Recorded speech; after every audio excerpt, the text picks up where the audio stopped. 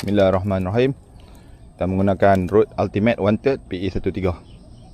Mari kita lihat siapa yang kena. Dia main kat tengah aja je. Balin tu belakang.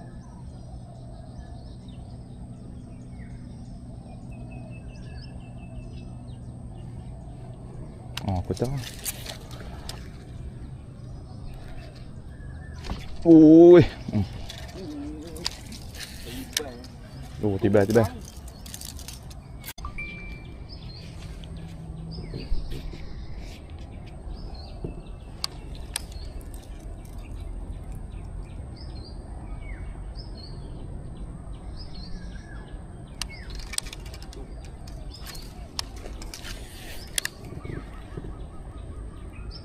Oh.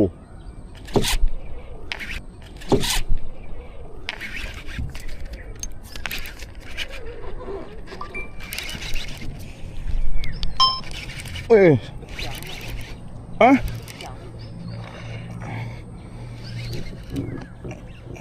Sikit aja. Lekang.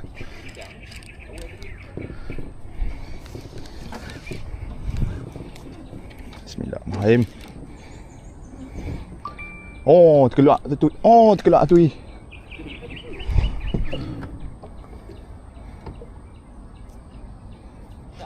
Besar oi.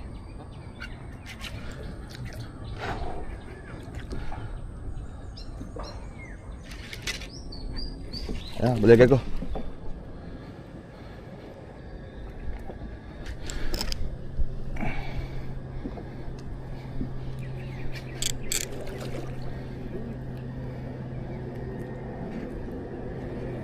Jenis sangkut ni bayar oi. Ha?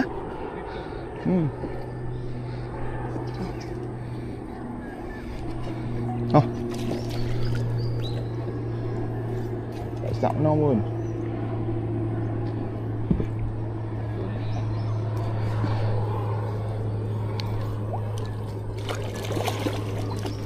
Oh. Tak ada gitu. Mana oi? Tak. Patut aku duk rasa laju. Apa tarik guna ni? Bawah depan terus eh? Boleh. Dak han thruster duk jalan tu ni.